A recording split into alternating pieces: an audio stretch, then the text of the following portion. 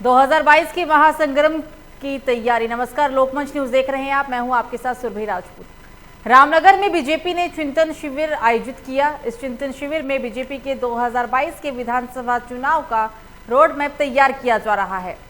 इस शिविर की बीजेपी के लिए कितनी अहमियत है, ये इसमें पहुंचने वाले नेताओं के कद से तय हो जाता है। इस चिंतन शिविर में राष्ट्रीय महामंत्री संगठन BL संतोष के साथ प्रदेश प्रभारी दुष्यंत कुमार गौतम, सह प्रभारी रेखा वर्मा, प्रदेश के CM तीरथ सिंह रावत, उनकी कैबिनेट, प्रदेश के सभी सांसद, विभिन्न मोर्चा और प्रकोष्ठ के पदाधिकारी मौजूद रहे। आपको बता दें कि 2022 चुनाव को लेकर सभी पार्टियां तैयारियों में जुट गई है। इसी को लेकर आज हम चर्चा करेंगे। 2022 में उत्तराखंड के अंदर विधानसभा चुनाव होना है। सभी पार्टियां अपनी अपनी तरफ से चुनाव के रण में कूद पड़ी है। बीजेपी एक बार फिर से सत्ता में वापसी का दम भरती है। कांग्रेस पार्टी भी पूरी तरीके से तैयार है। कांग्रेस पार्टी कहती है कि इस बार बीजेपी सत्ता में वापसी नहीं कर सकेगी। आम आदमी पार्टी का कहना है कि वो दिल्ली के तर्ज पर विकास कार्य करेंगे। दिल्ली के तर्ज पर उत्तराखंड में वो सरकार बनाएंगे, पूर्ण बहुमत से सरकार बनाएंगे। दावेदार कई है। 2022 में उत्तराखंड में विधानसभा चुनाव होना है। इसी को लेकर सभी अपनी तरफ से सारी पार्टियां तैयारियों में जुटी हुई है। बीजेपी ने एक चिंतन शिविर आयोजित किया है। ये चिंतन शिविर है या चुनाव का रण, शायद इस बात का पता चिंतन शिविर में पहुंचने वाले मेहमानों से पता चल जाता है, क्योंकि इस चिंतन शिविर में कई बड़े नेता, खुद तीरथ सिंह रावत भी चिंतन शिविर में पहुंचे हैं। तो चर्चा की शुरुआत करते हैं। हमारे साथ मौजूद हैं मनीष कर्णवाल, प्रदेश प्रवक्ता कांग्रेस। हमारे साथ मौजूद हैं उमा सिसोदिया, नेता आप, प्रेमनाथ पंडित, वरिष्ठ भाजपा नेता। आप तीनों का ही बहुत बहुत स्वागत है लोकमंच न्यूज में।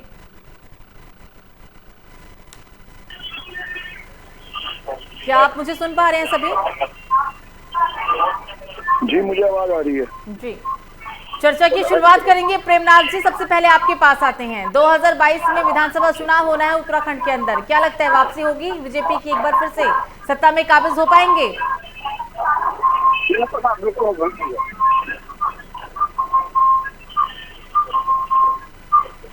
प्रेमनाथ जी, क्या आप मुझे सुन पा रहे हैं?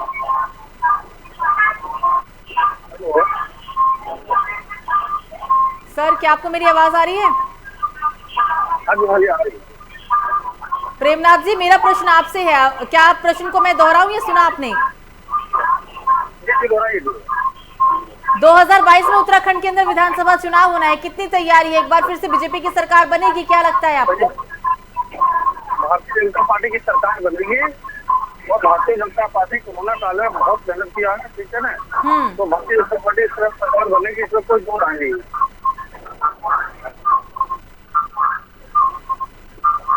अब चलते हैं उमा जी के पास। उमा जी, प्रेमनाथ जी कहते हैं कि भारतीय जनता पार्टी की सरकार बनेगी, कोरोना काल में बहुत से काम किए हैं। कितनी सहमत है मैम आप इस बात से? उनके प्रेमनाथ जी की बातों से पूरी तरह से सहमत हूँ कि कोरोना काल में उन्होंने वाकई में इतने बड़े बड़े काम किए हैं जिसकी मिसाल पूरे विश्व में है। कोरोना काल में उत्तराखंड जो है वो पूरे प्रदेश में सेकंड नंबर पे था, जहाँ की मृत्यु दर सबसे ज्यादा थी। और हमारी बेरोजगारी का आप देख लीजिए जिसमें कि हम नंबर 1 है पूरे हिंदुस्तान में।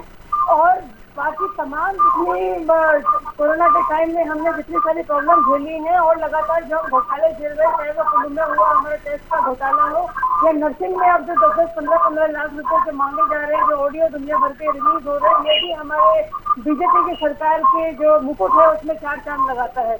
तो मैं समझती हूँ कि प्रदेश की जनता इतनी बेवकूफ नहीं है कि वो कोरोना में जो हाहाकार पूरे उत्तराखंड में बचा, और जिस तरह से पूरे देश में नंबर 2 पर उत्तराखंड था, कि यहाँ जहाँ पे सबसे ज्यादा मौतें हुई हैं, और जिस तरह से हाहाकार कोरोना के टाइम देखा और कोरोना का इतना बड़ा टेस्ट घोटाला सबके सामने हो गया। कुंभ में जो टेस्ट का घोटाला हुआ है, जनता उसको भूलेगी नहीं है, जनता याद रखेगी जब वो वोट डालने के लिए जाएगी। और जिस तरह से 4 साल के बाद उन्होंने त्रिवेंद्र रावत जी को चेंज किया और नए सेनापति को यहाँ पर लेकर आए, उससे बीजेपी की जो हताशा है वो साफ नजर आती है।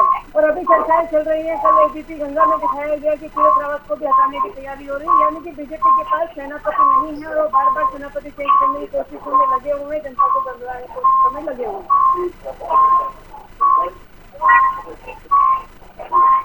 मनीष कर्णवाल जी, बीजेपी कहती है कि हम एक बार फिर से वापस सत्ता में बैठेंगे। आप कहते हैं कि हम दिल्ली के तर्ज पे काम कर रहे हैं और आप उत्तराखंड के अंदर आम आदमी पार्टी की सरकार बनेगी। दोनों पार्टियां दम भरती है चुनाव जीतने का, विधानसभा चुनाव उत्तराखंड, क्या लगता है आपको कांग्रेस की कितनी तैयारी है, कांग्रेस कहाँ पीछे रह गई सर? देखिए, आम आदमी पार्टी के बारे में बात करना तो उत्तराखंड के परिप्रेक्ष्य में बेकार है, क्योंकि इसका कोई अस्तित्व नहीं है। इसलिए समय खराब करना, मैं समय खराब करना मानता हूँ, आम आदमी का कोई टिप्पणी करना भी। दूसरी तरफ जहाँ भारतीय जनता पार्टी को देखिए आप, भारतीय जनता पार्टी ने कितने अच्छे विकास कार्य करे हैं। मैं कई चैनलों पर इनके कई प्रवक्ताओं से पूछ चुका हूँ कि मुझे अपने 5 धरातल के काम बता दीजिए, आपने पिछले 4.5 साल में 5 धरातल में यहाँ पे काम किए हो। और जो इनकी जो सेंटर की जो स्कीम थी डिजिटल इंडिया, उसकी हालत आप देखिए हैं कि जो भाजपा के वरिष्ठ नेता बैठे हुए हैं साथ में हमारे, उनकी आवाज भी आप तक नहीं पहुंच पा रही है। इनसे पूछिए कि अपने 5 काम बता दें धरातल पर जो इन्होंने करे हैं, जिसको लेकर ये वोट मांगने के लिए जाएंगे। वोट ना देने के जनता के पास में बहुत कारण है, जो कुछ भारतीय जनता इसकी आम आदमी की पार्टी के नेता ने भी गिनवाए हैं। साथ में जो वो अपने मुद्दे क्या लेके आएंगे, किन इन्होंने अपने कौन सा वादा पूरा किया, क्या लोकायुक्त लेके आ गए। लोकायुक्त का वादा था इनका 6 महीने के अंदर जो है सारे जो बैकलॉग के पद खाली, जो नौकरियों के पद खाली पड़े, उनके भरने का वादा था। इन दोनों वादों पे कहाँ खड़े उतरे। महंगाई चरम पर है, भ्रष्टाचार चरम पर है, बेरोजगारी चरम पर है। क्या कहते हैं, जो नौकरियों की जो स्थिति है वो सब जानते हैं क्या स्थिति हो गई हमारे प्रदेश की। पर्यटन का क्या हालत कर दिया, कोई इनके पास रोड मैप नहीं है। पर्यटन की क्या स्थिति कर दी है, जो हमारी लाइफलाइन थी। तो निश्चित रूप से हमारे पास से बहुत मुद्दे हैं, पर इनके 5 अगर ये अपने बता दें कि हमारी सरकार ने, पूर्व मुख्यमंत्री ने और वर्तमान मुख्यमंत्री ने 5 धरातल पे जो काम किए हो, जिसको लेकर जनता के बीच में जा सके तो मुझे सुनकर जरा खुशी होगी। बिल्कुल प्रेमनाथ जी, अब कांग्रेस के प्रदेश प्रवक्ता कहते हैं कि 5 आप ऐसे काम बता दीजिए जो धरातल पर करे हो, आपने पार्टी ने किया हो, और एक बार फिर से आप उन्हीं कार्य को लेकर जनता के बीच वोट मांगने के लिए जाएंगे। 5 ऐसे काम। भारतीय जनता पार्टी की सरकार बनेगी और भारतीय जनता पार्टी ने कोरोना काल में बहुत काम किया है। 5 बड़े कार्य जो धरातल स्तर पर किए गए हों, जिनसे जनता को सुविधा मिला हो सीधे तौर पे। सारे विकास काम हो रहे हैं। विकास काम तो हमारे जी, हमारे सांसद बहुत अच्छे, सारे विकास में लगे रहते, कोई दिक्कत नहीं है।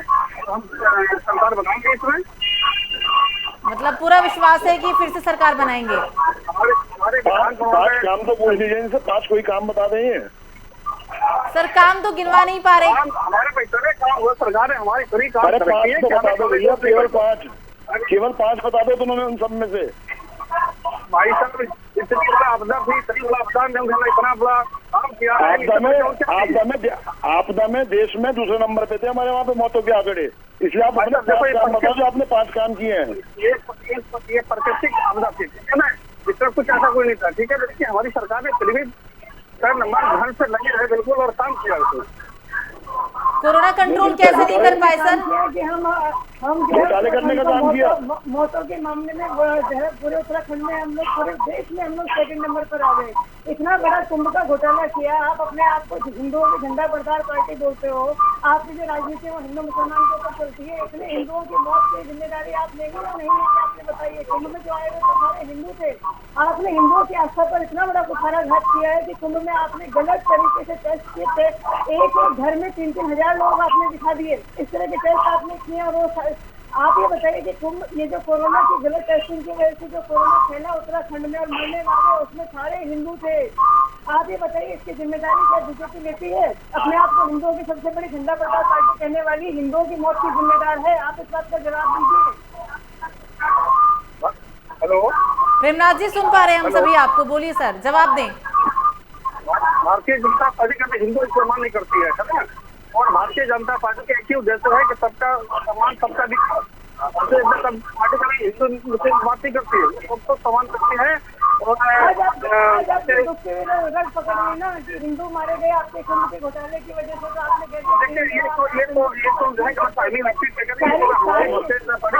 आपकी राजनीति की हिंदू मुस्लिम के अलावा कहीं चलती नहीं। आज आप कह रहे हैं कि ये कांग्रेस की सोच है हिंदू मुसलमान कराने की। भारतीय जनता पार्टी कभी ऐसा काम नहीं करती है। ये आप कांग्रेस से सोच है कि कांग्रेस के हमेशा यही जना की हिंदू भगवान करती है, ठीक है ना। और भारतीय जनता पार्टी की एक ही उद्देश्य होता है कि सबका सम्मान, सबका विकास करती है। सर महाकुंभ का घोटाला कैसे बचेंगे इस सवाल से? तो बैठ के बोलने की हिम्मत तो हमारे शासन प्रशासन सब देख रहा है। इतना बड़ा झूठ लाइव टीवी पर बैठ के बोलने की जो हिम्मत है वो बीजेपी के प्रवक्ता ही कर सकते हैं कि आपकी जो पूरी राजनीति जिस मुद्दे पर आश्रित रही है आज आपने उसको ही खत्म कर दिया। आप मुझे सिर्फ ये बताइए कि जितने टेस्टिंग में जो घोटाले हुए, जो घोटाले आपने किए हैं, इतनी बड़ी संख्या में कुंभ के दौरान उसे मारे गए सारे लोग हिंदू थे और आज कह रहे आप हिंदुओं की बात नहीं करते हैं। इतना बड़ा घोटाला हुआ, उसकी जांच में उसकी जांच हो रही है, सही तथ्य सामने आएगा और इससे बड़ा घोटाला तो आपकी सरकार में हुई। आपकी सरकार कितनी घोटाले हैं कि उसे गिनती सर घोटाले हुए थे, मतलब सर बदला है क्या? अगर आम आदमी पार्टी के राज में घोटाला हुआ तो बीजेपी भी करेगी, ये तो बदला ही है ना सर। बदले के बीच में जनता क्यों पिसे? ये बदला नहीं है। बीजेपी कभी भी किसी से बदला कर नहीं सकती है। बीजेपी आपके शब्द तो शायद बदले की भावना ही दिखाते हैं। पूरी डिबेट आपकी ना आरोप प्रत्यारोप में निकल जाएगी। उससे अच्छा इनसे केवल इनके 5 काम पूछ लीजिए जो ये कभी बता नहीं पाएंगे। 5 दो ही पूछ लीजिए। 5 काम हमारे मनीष सिसोदिया जी ने भी इनसे पूछे थे, कौशिक जी से, लेकिन बोले कौशिक जी को ने बिल्कुल चैलेंज एक्सेप्ट नहीं किया। हम इंतजार करते रहिए, मनीष सिसोदिया की तरह बना के इंतजार करते रहिए कि आएंगे कौशिक जी अपने 5 काम गिनाएंगे। हमारे पास इतने काम है कि हमें जरा गिनती की जरूरत नहीं है। तो भाई बता दो भाई, 5 बता दीजिए, बस 5 बता दीजिए, दो ही बता दो, एक और बता दीजिए। विधानसभा में सारी गली गली सारी रोडें बन गई, सारी रोडें चमक गई, भाई पूरी सारी रोड बन गई। देखो मैं आपको दिखाती हूँ कितनी सड़कें बनी है, कैसे लोग गड्ढों में गिर गिर के मर रहे हैं। आप मैं आपको दिखाती हूँ, मुझे मालूम कहाँ से जुड़े। हमारी सरकार ने इतनी विकास करी है कि विकास की जाने की जरूरत नहीं है हमें, पूरी जनता ने इसको। अरे भाई 4 विकास के काम पूछे, आप एक भी नहीं बता पा रहे। आपने सर उत्तराखंड का व्यापारी रो रहा है सर। व्यापारी वर्ग जाकर देखिए कि कैसे सड़कों पर उतारू हो गए। उन्होंने साफ बोला कि अगर इस बार लॉकडाउन लगेगा तो हम किसी भी लॉकडाउन के नियम को नहीं मानेंगे। व्यापारी वर्ग रो रहा है सर। कौन से विकास कार्य है? आपने कहा ना इतने सारे काम कर दिए कि आप जाकर देखिए। बेरोजगारी में आप 23% देखिए अभी तक कोई भर्तियां आपने पूरी नहीं की और आप कह रहे हमने विकास काम किए हैं। मैं कह रही हूँ आप 5 छोड़िए या 4 विकास काम। बेरोजगारी तो कांग्रेस सरकार से चल रही है ना, जो 75 साल से जो कांग्रेस सरकार की बेरोजगारी तो तब तक चल रही है ना। बेरोजगारी के नया थोड़ी पैसा हो गया है। तो आप छोड़िए ना, फिर आप कांग्रेस को दे दीजिए। फिर अगर आप ये कह रहे हैं कि कांग्रेस की वजह से या किसी और दल की वजह से बेरोजगारी चल रही है तो आप उसको कहते थे नहीं है मिटाने में, तो आप इस्तीफा क्यों नहीं देते थे? ये तो कोई बात नहीं है कि भाई इतने सालों से बेरोजगारी चल रही है इसलिए हम आगे और बेरोजगारी चलाएंगे, हम भी कुछ नहीं करेंगे। आप जब इतने बड़े बड़े वादे अपने घोषणा पत्र में करते हैं, इतने बड़े बड़े वादे जब आप चुनाव के टाइम करते हैं, उनमें से एक वादा भी आप लोगों ने पूरा नहीं किया। पूरे उत्तराखंड को आपने बिल्कुल गर्त में डाल दिया है और आप ठीकरा फोड़ रहे हैं अपने से पहली सरकारों के ऊपर। अगर आप बाकी भी मानते हैं कि पहली सरकारों की वजह से और हाँ आप कुछ नहीं कर सकते तो आप बड़े शान से आप इस्तीफा दे दीजिए कि हम बेकार हैं, जैसे चल रहा है चलने में, तो कांग्रेस चलाते रहिए। आपने कांग्रेस पार्टी बोला मैडम, लेकिन पहले ही मनीष जी बोल चुके हैं कि वो आम आदमी पार्टी को रेस में गिनते ही नहीं है।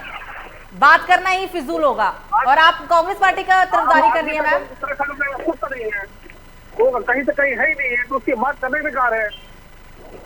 आज आम आदमी पार्टी करना तो बेकार है क्योंकि कहीं से कहीं है ही नहीं है। वो देखिए आम आदमी पार्टी ये जो 70 साल की बात करने वाले लोग हैं, ये जो 70 साल की बात करने वाले लोग हैं ना, इन लोगों को ना तो मेरे ख्याल से गिनती आती, ना इन लोगों को कोई ज्ञान है। अब इनके ये जो 70 साल के गाना गाते हैं ना, इन लोगों के हिसाब से तो केवल 70 सालों में एक रेलवे स्टेशन बना था, एक रेलवे स्टेशन बना था और वहाँ पे एक चाय बेचने वाला था, बस।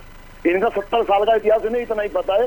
ये 2014 से पहले सोए हुए थे ना, दिखाई नहीं था कि जो आज की डेट में जो बड़े बड़े बैंक PSUs बिक रहे हैं वो उन्हीं 70 सालों में बने हैं। और जिनके ऊपर आज केवल डमरीकरण डामर डालने का काम करे जिन सड़कों पे ना, वो भी उन्हीं 70 सालों में बनी हुई है। पर इन बेचारों को इतिहास का कुछ पता ही नहीं है। मेरे को लगता है सारे के सारे एक ही स्कूल के पढ़े हुए हैं। ये इन लोगों को जानकारी तो शून्य है। केवल एक ही लाइन बोलनी आती है 70 साल में क्या हुआ। अरे पहले ये तो पता कर लो कांग्रेस की सरकार 70 साल तक रही थी नहीं रही थी, उसमें आप आदरणीय मोदी जी के आदरणीय मोदी जी के भी 3 साल आप जोड़ लेते हैं। उस 70 साल में आदरणीय मोदी के भी 3 साल आप जोड़ लेते हैं। उसको ज्ञान रखो, टीवी पे बैठने से पहले, डिबेट में आने से पहले कुछ पढ़ लिख लिया करो मेरे भाई। अपनी जगह सही मत करवाया करो, या केवल 70 सालों में एक रेलवे क्या केवल 70 साल में रेलवे स्टेशन में चाय वाला था क्या? उससे पहले कोई पीएसयू नहीं थी यहाँ पे। आपने पिछले 7 सालों में कितनी पीएसयू बनाई है? आपने पिछले 7 सालों में कितनी पीएसयू बनाई है? आपने पिछले 7 साल में कितनी पीएसयू बनाई? आपने कितनी पीएसयू बनाई है बताइए? आपने कितने बैंक बनाए? अरे बैंक हमने बनाया, तुमने केवल बैंकों में अकाउंट खोलने का काम करा। मैनेजर करता है इस काम को। देश के लोगों, ये देश के प्रधानमंत्री का काम नहीं कि बैंकों में अकाउंट खोलेगा, बैंक बनाने का। इसलिए जानकारी को हाँ विकास तो किया, सारी चीजें बर्बाद कर दो दी। सबसे ऑल टाइम हाई पे, ऑल टाइम जनता ने नकारा क्यों? ऑल टाइम हाई पे बेरोजगारी है, ऑल टाइम हाई पे महंगाई है। 100 रुपए से महंगा पेट्रोल हो चुका है, 100 रुपए से महंगा। मनीष जी, फिर जनता ने नकारा क्यों सर? 70 नहीं 67 साल बोलते हैं, 67 साल। तो फिर जनता ने क्यों नकारा? आज ऐसे कांग्रेस की स्थिति कहाँ है? नरेंद्र मोदी जी ने काम किया ना। आज कांग्रेस कहाँ है सर? 5 काम बताओ नरेंद्र मोदी जी के, 5 काम बताओ। चलो प्रदेश के तुम्हें पता नहीं, नरेंद्र मोदी के बताओ 5 काम। अरे नरेंद्र मोदी के 5 काम तो बता दो। नरेंद्र मोदी की सरकार के 5 काम बता दो। प्रयाग में इतना बड़ा काम किया क्या आपकी सरकार? कौन सा कर्ण प्रयाग में काम करा? कर्ण प्रयाग जो रेल लाइन जो बन रहा है ऋषिकेश रेल लाइन। जानकारी का, अरे माना जानकारी तो रख रहे भैया। वो भी इंदिरा सोनिया गांधी उसका शिलान्यास करके गई थी। 2014 से पहले उसका बजट पास हो गया था। उसका वो काम भी यूपीए की सरकार ने करा है, कांग्रेस की सरकार ने करा है। तुम्हें कुछ पता भी है? नहीं पता है? कुछ जानकारी टीवी पाने से पहले नहीं पता तुम्हारे को कुछ भी? तुम्हें खाली जुमले बोलने आते हैं। डिग्री भी वैसी है क्या? बीजेपी काम करती है, जुमलेबाजी करनी नहीं करती है। कौन सा काम पूछ कर रहा हूँ? 5 काम स्टेट गवर्नमेंट के, 5 काम सेंट्रल गवर्नमेंट के बता दो आप। अरे भाई साहब, हमारे भाई इतने कामों का लिस्ट है ना, क्या बताओ आपको? अरे भाई साहब 5 ही तो बता दो बस इसमें से। मैं आपको 5 क्या बताऊँ? चलिए लिस्ट लगी है तो बता दो। उस लिस्ट में से पढ़ के, उस लिस्ट में से 5 बता दीजिए। आज गरीब मजदूरों को आज फ्री में राशन मिल रहा है। जो राशन आज फ्री में मिल रहा है ना, फूड टू राइट जो कांग्रेस दे के गई है, आपका दिया हुआ नहीं है। खाने का अधिकार, अगर अंग्रेजी में ना समझ में आया तो खाने का अधिकार जो है ना वो कांग्रेस की सरकार को दे गई है, जिसकी वजह से मजबूरी में आपको देना पड़ रहा है। आप एहसान नहीं कर रहे, आप मजबूरी में दे रहे हैं। नहीं तो आपने तो किसानों को मार के गरीबों को मारने की तैयारी कर ली थी, पर क्योंकि कांग्रेस कानून बना के जा चुकी है, आप मजबूर हो देने के लिए। और बताओ दूसरा काम। आज भारतीय जनता पार्टी एक घर में 5-5 एक रुपए 5-5 किलो जो है राशन दे रही है। खाने का अधिकार हमने दिया है। खाने का अधिकार का कानून हमने बनाया था भैया। कोरोना काल में गरीबों का बड़ा खाने का अधिकार का, भोजन का अधिकार का कानून कांग्रेस ने बनाया था, आपका बनाया हुआ नहीं है। वो भी मजबूरी में दे रहे हो। अब दूसरा क्या है? दूसरा मजबूरी है ना, कानून है, देना पड़ेगा। अगर कानून को नहीं मानते तो बता दो, मजबूर हो, कानून की वजह से देना पड़ रहा है, नहीं तो आप नहीं देते। अच्छा 1 रुपए में आपको 1 रुपए में गरीबों का जो कनेक्शन मिल रहा है, पानी कनेक्शन, ये आपकी सरकार रखी क्या? उस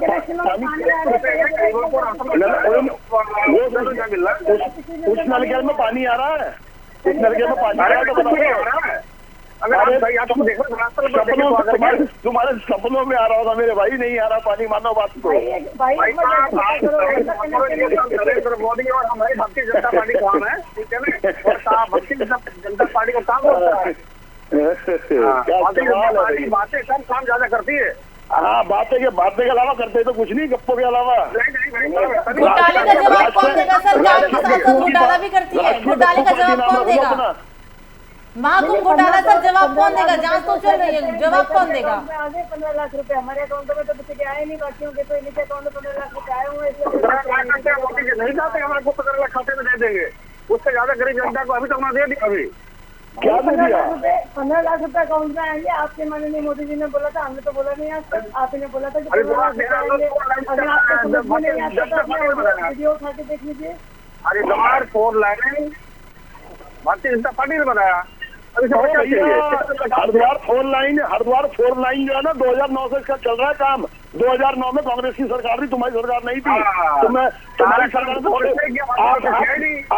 आपकी सरकार ने तो आगे 6 साल लेट करा उस काम को। अभाव, जानकारी का अभाव बहुत है आपको, कुछ पढ़ लिख लिया करो मेरे भाई। अगर आपकी सरकार ने काम किया तो उत्तर प्रदेश में आपने देखा क्या हाल है आपकी सरकार की। कोई बात नहीं, ना होने दो, सरकार नहीं है, क्या फर्क पड़ रहा है उससे क्या फर्क पड़ गया? इतिहास बदल जाएगा, उससे इतिहास बदल जाएगा, अगर आपकी सरकार बदल जाएगा। आपने तो हिंदू मुस्लिम के नाम पे ड्रामा कर करके वोट लिए और कहीं पे वोट नहीं मिले आपको। अब सारी दुनिया जान चुकी है कि सैनिकों पे हमले कब होते हैं, क्यों होते हैं, कैसे होते हैं, सब पता लग गया सबको। अब ये जो काट की हांडियां चढ़ रही थी ना, काट की हांडियां चढ़ रही थी ना, वो चढ़नी बंद हो गई। अब वो काट की हांडियां चढ़नी बंद हो गई। अगर जो अपने आप को भाग्यशाली माना ना करें, जो राशन मिल रहा है क्या मुसलमानों को नहीं मिल रहा है क्या? अरे तो कानून बना दिया तुमने, ऐसे मजबूरी में दे रहे हो, कानून बना दिया ऐसे मजबूरी में दे रहे हो। अरे वो हमने कानून बना दिया ऐसे मजबूरी में दे रहे हो, कानून बना दिया ऐसे मजबूरी में दे रहे हो। कानून भारतीय जनता पार्टी कानून करती है, कानून कानून कानून आप कह रहे का अधिकार। हिंदू मुसलमान करती है, मुसलमानों को राशन नहीं मिलता उनको। हो सकता है तुम्हारी अगली स्कीम यही होगी मुसलमानों को राशन भी देना, हो सकता है भाजपा की स्कीम यही होगी। सर जब चुनाव आता है तभी हिंदू मुसलमान क्यों होता है? सर दोनों ही पार्टी के प्रवक्ताओं से मेरा अनुरोध है, ये बताएं कि जब चुनाव आता है तभी दोनों पार्टी हिंदू मुसलमान क्यों करने लग जाते हैं? विकास के मुद्दों पे एक बात क्यों नहीं करते? तब से हिंदू मुसलमान पे किया था कि 5 काम बताओ। ऐसा लगता है कि जैसे देश की जनता से ज्यादा जो पार्टियां हैं वो लोगों को बताती है कि ये हिंदू है, ये मुसलमान है। मैं तो पहले ही कहा था कि 5 विकास के काम बताओ, एक भी नहीं बता पाए ये बेचारे। क्या बताओ, कितने बड़े बता दिया आपको?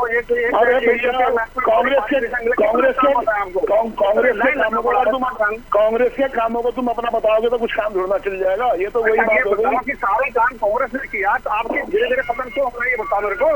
कोई बात धीरे धीरे खत्म नहीं हुई।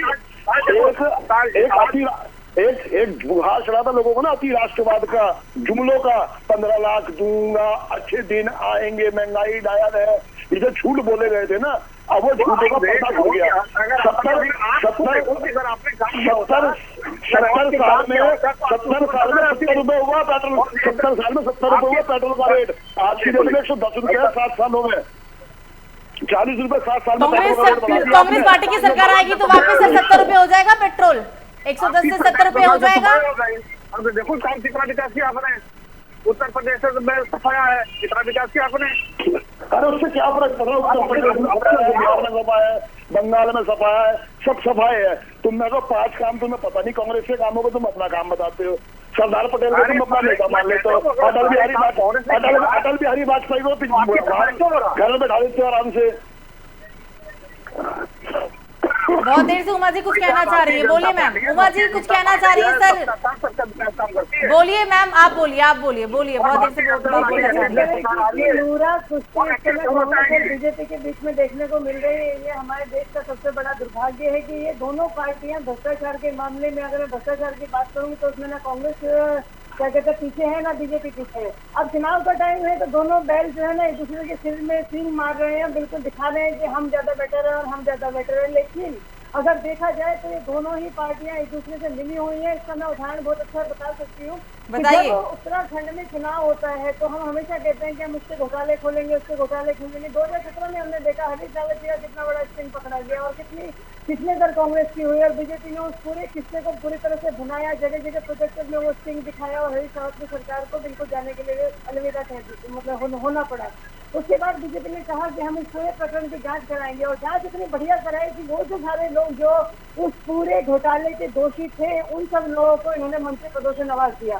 तो इस बात को हम क्या माने, क्या जनता बेवकूफ है? क्या जनता नहीं देख रही है कि वही घोटालेबाज नेता जो पहले कांग्रेस में थे उसके बाद बीजेपी में आके बढ़िया मंत्रालय उन लोगों को दे दिए गए और पूरे प्रकरण की कोई जांच नहीं हुई कि क्यों हरीश रावत जी ने बोला कि मैं इतना पैसा दूंगा और वो करोड़ों रुपए की जो बात हरीश रावत जी बोल रहे थे वो करोड़ों रुपए कहाँ दिए जाने थे, किसके पास बटने थे, किसी भी तरह की बात बड़ी तो इस्तीफा दे दिया, यही रास्ता था बचने का। बस एक रास्ता था जी, लो इस्तीफा, दूसरा मुख्यमंत्री।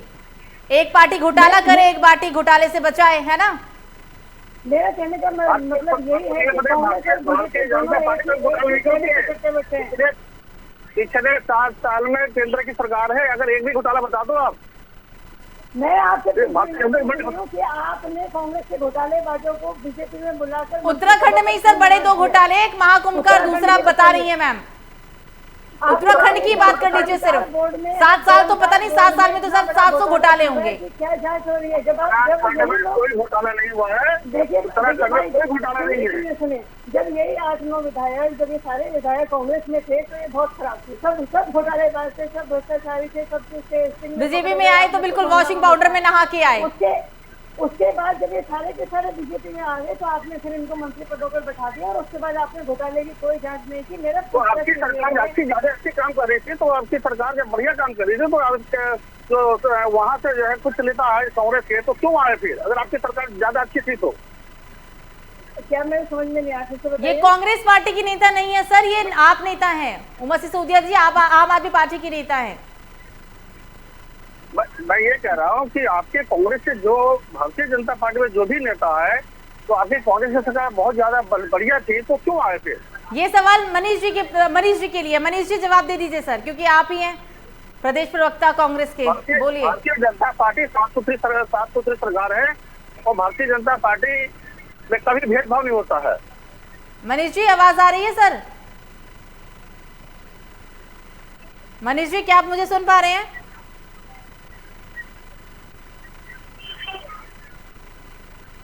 या तो उन्होंने फोन काट दिया या फिर उन तक आवाज नहीं जा रही है। मैम बोलिए, उमर जी बोलिए। देखिए, मेरा प्रश्न सीधा ये है कि उत्तराखंड की अगर मैं बात करूँ, मैं पूरे देश की बात नहीं करूंगी, हमारी डिबेट उत्तराखंड के मुद्दे पर है। जिस तरह से कांग्रेस और बीजेपी यहाँ पर एक दूसरे की गलबैयां करती नजर आती है, कांग्रेस में जो विधायक भ्रष्टाचार करते हैं उस समय बीजेपी खूब चिल्ला के बोलते हैं कांग्रेस में ये भी भ्रष्टाचारी है, ये भी भ्रष्टाचारी है, इसने इतना गबन किया, इसने इतना किया।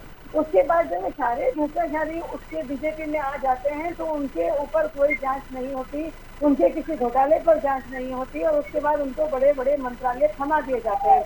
मेरा सीधा प्रश्न ये है कि जो व्यक्ति पहले कांग्रेस में भ्रष्टाचारी रहा है और आप लोगों ने खुद उसके ऊपर इल्जाम लगाया, उसके बाद बीजेपी में आते ही वो संगठन चलाया, ठीक है, वहाँ कांग्रेस गायब थी पूरी कोरोना काल में। कांग्रेस गायब थी, कहाँ थी आपकी कांग्रेस? भाई आप मेरे क्वेश्चन का जवाब दीजिए ना। कोरोना काल की तो बातें नहीं कर रही हूँ मैं, तो आप मेरे